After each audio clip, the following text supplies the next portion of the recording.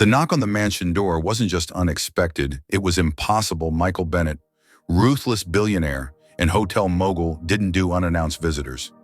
His life was a perfectly curated empire of precision, profit, and silence. But that morning, everything unraveled in the span of 3 words. The baby's yours. Standing on his marble doorstep was a woman he'd never met, holding a newborn wrapped in a sky blue blanket. Her eyes burned with something fierce: grief. Anger, maybe both. "I'm Grace Carter," she said flatly. "My sister Emily died giving birth to your son." The name Emily hit him like a freight train, a ghost from a chapter he thought he'd buried, a woman he'd cut off, left behind, never imagining she was carrying his child. Grace wasn't here for money. She wasn't even here for pity. She was here with a baby. His baby. And before Michael could deny it, before he could retreat into the safety of denial, she handed him a document that would upend everything. A birth certificate, his name. And just like that, the man who had everything realized he might have just lost control of the one thing that mattered most. And this was only the beginning.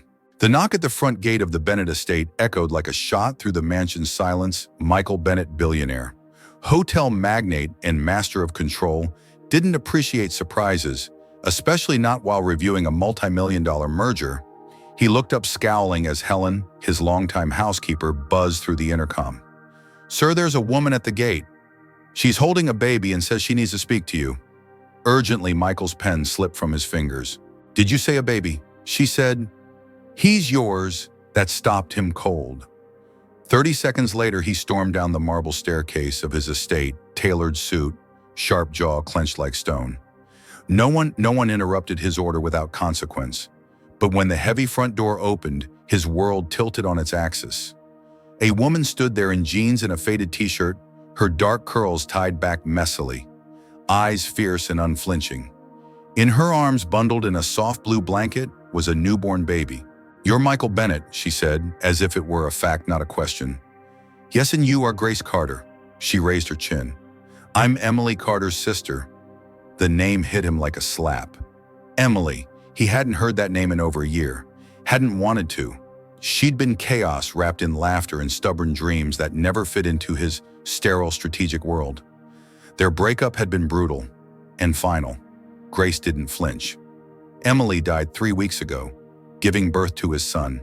She nodded down toward the baby. Michael stepped back as if he'd been physically hit. "That's not possible. Emily and I ended things a year ago." "Exactly. She was 2 months pregnant when you walked away." Grace's voice shook, not from weakness, but fury barely restrained. "You never answered her calls, never even let her explain. You just vanished behind them." Heels clicked down the staircase. "Michael, what's going on?" It was Angela Morgan, his fiancée, every inch the polished socialite in her designer cream suit. Her smile faltered the moment she saw Grace and the child. "Oh, and who exactly is this?" "No one you need to worry about," Grace said coolly. Angela's eyes narrowed, scanning Grace with disdain. "How charming, and what is it you want exactly?" "Money." Michael raised a hand to silence them both. "Do you have proof?" Grace pulled a worn envelope from her pocket. Inside was a birth certificate listing Michael Bennett as the father. Then from a tiny box she revealed a sleek watch. "You gave this to Emily on her birthday. She wanted your son to have it someday." Michael took it with trembling fingers. The back still bore the engraving he had once believed was romantic. "Make every second count. I want a DNA test," he muttered. "Fine by me, do it tomorrow," Grace replied. "But you should know I go back to work in 3 days. I can't raise him alone." "I won't hand him to strangers. He has a father, one perfectly capable of raising him." Angela scoffed. "Are you actually considering this nonsense?" "Michael," I said. "Quiet," he snapped. Then turning to Helen, "Prepare the East Wing guest room. Ms. Carter and the baby will be staying here. Until this is sorted." Angela gasped. "You're joking. You can't just..." Michael's tone turned icy. "I said until it's sorted." That night, the test results arrived. 99.9% match. He was the father. Michael sat in his study staring at the results, swirling a glass of whiskey. 3 days.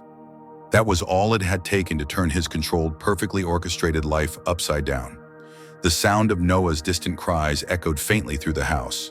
He stood halfway down the hall. He stopped himself. What are you doing? You have staff for this. But his feet kept moving. Grace stood in the nursery door, rocking the baby. Her hair loose, shadows under her eyes. You can't pretend this is a bad dream, she whispered. We're not going anywhere. I'll hire a nanny, he said. Find you a suitable apartment. Provide support. You're not getting rid of us that easily, she said, stepping closer. I don't want your money, I want your time. Your presence. Noah doesn't need a checkbook, he needs a father. I don't know how to be a father, Michael admitted. The words slipped out before he could stop them. No one does at first, but at least some try. He looked at his son sleeping against her chest. His chest tightened with a feeling he couldn't name. Stay, she said, 3 months. Learn how to hold him, feed him, be there. Then decide. Michael hesitated. 5 days, then we'll formalize an agreement. Grace smirked. You love contracts, don't you? It's how successful relationships work.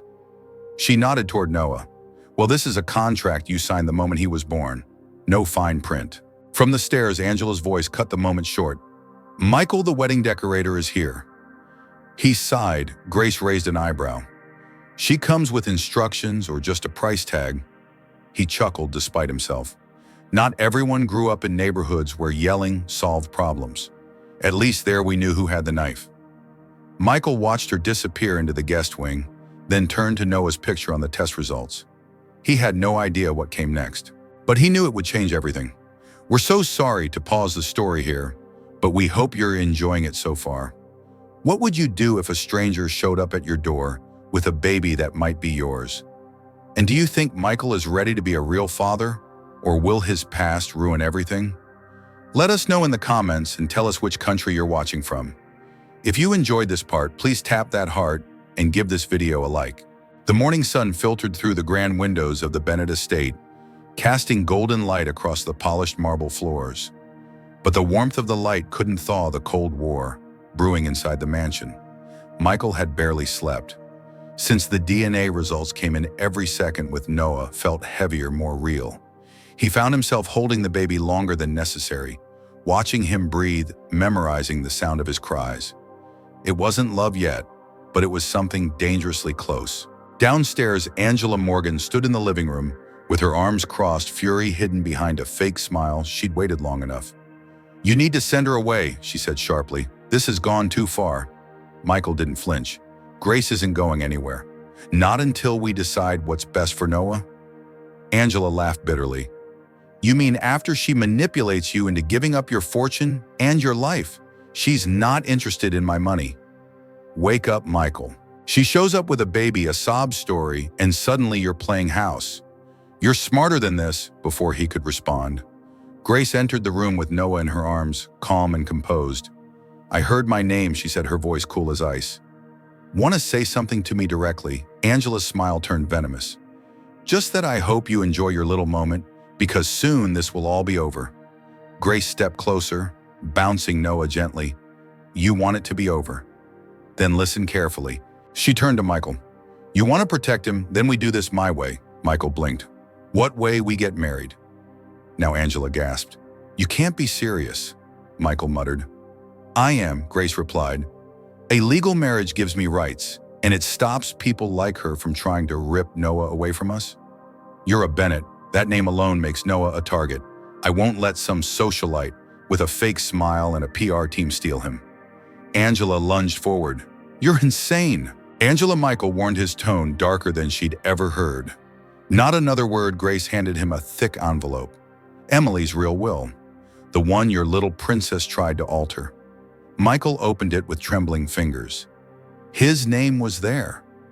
So was Grace's. Emily had written that, if anything happened to her, Grace should have full custody unless the father could prove his emotional involvement.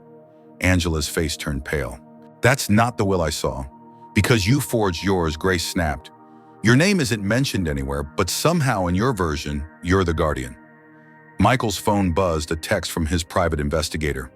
Angela met with a fraudulent notary weeks before Emily died. Confirmed. He looked up slowly. Angela, pack your things. Angela's eyes widened in horror. You're choosing her over me. I'm choosing my son. That night the mansion fell eerily quiet. Michael and Grace sat across from each other at the dining room table, a bottle of wine untouched between them. "You don't have to marry me," she said softer now. "There's another way we can fight in court." Michael shook his head. "No more chaos. We do this clean, legal controlled like a business deal?" She asked, a hint of bitterness in her voice. "It started that way. But now," he looked at Noah sleeping in the bassinet nearby, "I just want what's safest for him."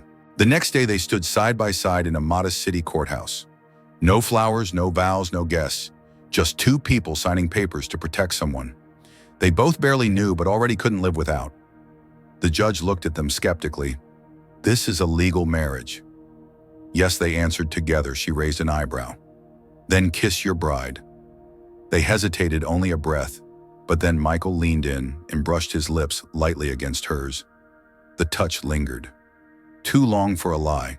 Not long enough for the truth. Outside, the media was already waiting. "Mr. Bennett, did you abandon your fiancée for your housekeeper? Is the baby really yours or part of a scam? Is this marriage even legal?" Michael wrapped his arm protectively around Grace's waist. No comment. Back in the limousine, Grace exhaled shakily. "It's all over the news already." "Angela's family has media connections," Michael muttered. "They'll spin this however it suits them, but the court won't." "No," he said, "they'll need evidence. And now so do we." That night, Grace put Noah to bed and found Michael staring out the window, drink in hand. "Why didn't Emily tell me?" he whispered. "She tried, you didn't pick up." He winced. "I was in the middle of a deal. I thought she wanted closure. She wanted you to know. She died thinking you never cared." The silence that followed was suffocating. Grace reached out, touched his shoulder. "But you care now, and that's what matters." He turned to face her, something unspoken hanging between them. "We're married," he said. She nodded. "But I don't want this to be pretend anymore." Before either could speak again, Grace's phone buzzed. A court summons. Angela was suing for full custody. "We're so sorry to interrupt at this moment, but we need to pause the story here. What would you do if someone tried to steal custody of your child through forged documents? Do you think Grace and Michael's fake marriage can survive what's coming next? Let us know your thoughts and tell us what country you're watching from. If this story is gripping your heart, please tap the like button and show us some love." The courtroom was tense. Fluorescent lights buzzed faintly overhead. On one side of the aisle, Angela Morgan sat tall and poised in a pristine ivory suit, her lawyer unfurling doctored documents with the confidence of someone who believed money could buy anything, including justice. Across from her sat Michael Bennett and Grace Carter, hands discreetly intertwined beneath the table. Between them was a single truth, fragile but powerful: Noah sleeping in the courthouse nursery, unaware of the war waged over his future. "Your Honor," Angela's attorney began, "we submit that this marriage was orchestrated solely to undermine the last will and testament of the deceased. Ms. Morgan was the legal partner of Mr. Bennett at the time of conception. Therefore, she should be granted primary custody." Grace stood up before her. Lawyer could stop her. "That's a lie. Emily made her wishes clear. She wanted me, her sister, to raise Noah. She never trusted Angela, and she was right." The judge raised an eyebrow. "And what evidence do you have to support that claim?" Michael slid a folder forward. "Financial records, communications. A notarized copy of Emily's original will. It names Grace as the guardian and includes a clause custody with the father only if he proves emotional investment. I'm here because I'm ready to do just that." Angela's lawyer paled. "That document isn't valid." "The notary was paid off," interrupted Robert Harris, Michael's best friend and business partner, stepping in as a witness. "We traced the money. The transaction leads directly to Ms. Morgan." Gas rippled through the room.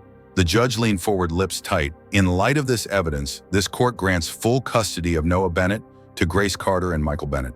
Ms. Morgan is hereby subject to an investigation for document fraud and witness tampering."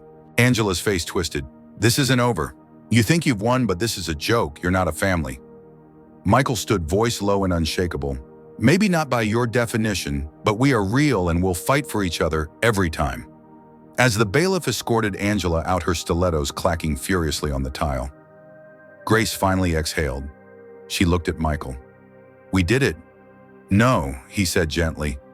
"You did it. You saved him. You saved us."